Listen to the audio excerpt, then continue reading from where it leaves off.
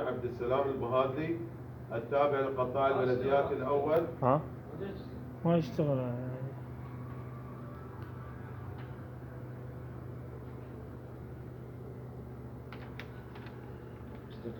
والله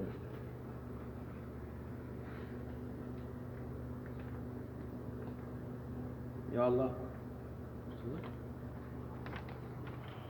والله ارجع لا شوف شوف